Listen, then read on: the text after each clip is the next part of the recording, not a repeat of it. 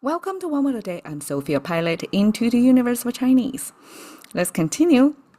And yesterday we spent quite some time talking about you.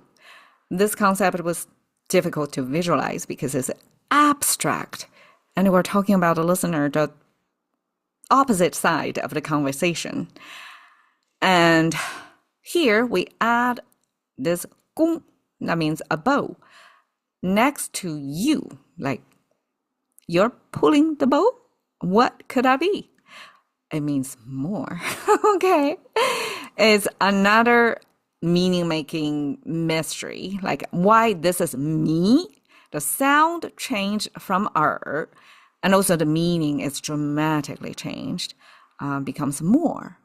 I think the meaning-making process, for the most part, came from this bow imagery.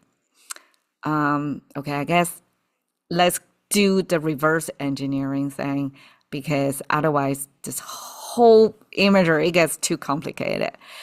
The reason why it means more and it related to the bow is because me in ancient times means to unstring the bow.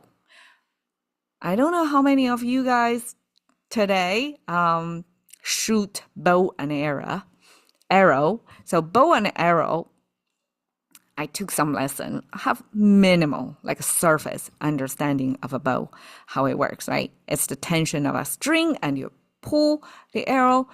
And then when you unstring the bow, you can expect the structure. I mean, nowadays it's probably some plastic or man-made material stuff. Ancient times, I don't know what's the exact material ancient bow makers would use, but I would expect it's kind of a wood, right? So it can change shape. It can create tension by putting a string on it and make the string taut. That's how you get the power, right? So this bow unstring, you can expect it to relax. And this bow shape, right now you see this shape, right? Even in ancient version, you can see the bow is having almost like an English number 3, right? It comes up, comes in, comes up again. So this would kind of relax and spread and fill the space, like occupy more space. It's no longer strained together so that there's tension created there.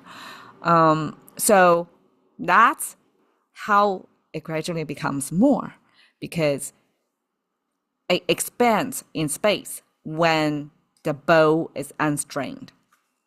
Okay, so this unstringing, then the right side is paired with this Yes, so we're talking about it means you. You and that bow together becomes unstring. That seems a little bit strange, right? Unless in this case, it's like you are expected to unstring the bow. That's the role of Some historical context we don't know. But okay, what we know here is in ancient 2,000 years ago Xushen dictionary, besides the okay, again, review, either it's decorated, like these are tassels attached to this weapon head, either spear or arrow, something that used to be a weapon to kill, right? But here it's decorated, so it lost its function. Or it's a type of loom that you have this fabric coming out of it. So either as a defense tool or attack, military use, or as an everyday clothes making.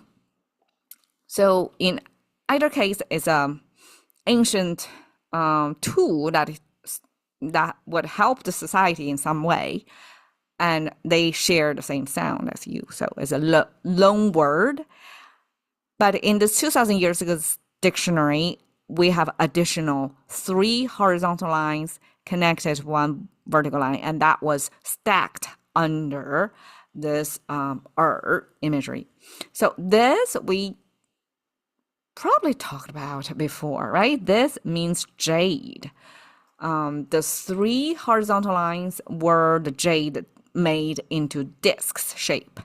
And then each disc would have a hole in the middle so that the string can go over and put them together as one unit, because jade used to be ancient currency. So we, just like when we have coins would be put together in a $10 roll, right? So that's a contemporary way to store these coins together. So Chinese solution is placing a hole in the middle of the jade and string them together. So this, with this ceremonial or decorated weapon plus jade together, it means a type of stem. I guess the imagery come to my mind is in Dune, the movie, I forgot the name of the main character.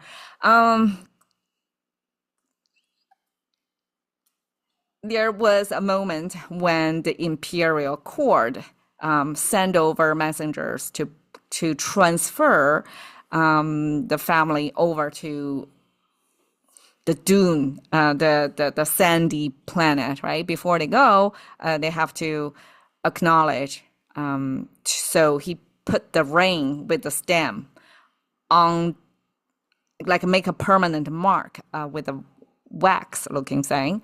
So it's equivalent to that in Chinese. So this is a kind of imperial mark that's made of jade, and it's for highly decorated purpose, serve a particular function as something that signifies power or authority.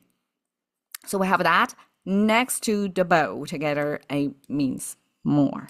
So lots of mysteries there. I'm not going to pretend I know, but the way Chinese made the concept of more, again, this more, it's kind of hard to express, right? Because it's abstract. How can you express more visually? And Chinese find this bow and stringing thing as I think that's probably convincing. At least spatially, we can see the change. We have 弥漫, man means water overflowing. 弥漫, more water flowing. So it means something fill up the space. Oftentimes, it's kind of a vibe shifting. And then you have this new vibe, 弥漫, kind of permeating, fill out the space gradually, invisibly. So that's 弥漫. 弥流. This is to talk about person at the end of their lives.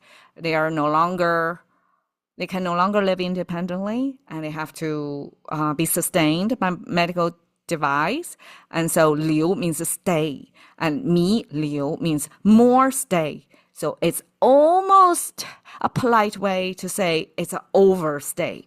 It's like it's overdue that you die at the right time. And this is like lingering on, hanong, almost like unnecessarily. It's like a more hanong for a little bit more, more time to stay here. So that's 弥流. Not to say everybody should choose to die at a time. Like it's not really our choice. But here, 弥流, Chinese create this to say this is more stay.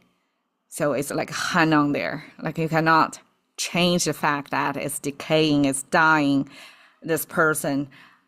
So this more simply give you the sense of it's it's continuing. It's almost like it's beyond your control. You're having more when you're given more. It's not almost like of your choice to have more. And the result is to stay, to hang on here. Okay. 弥久, because Chinese oftentimes share senses, transfer meaning from one dimension to another. In this case, 弥 as 弥漫 means fill the space, right? Here, 米久 is fill the time. 久 means for a long time. So long time and more than long time, or more long time. That's double down on the meaning of this is a long sustaining, coming a long way, and that's 米久. So 米 starts from this unstrung bow that's spreading in space, and it can spread in time as well. So here is me. Thank you for your time.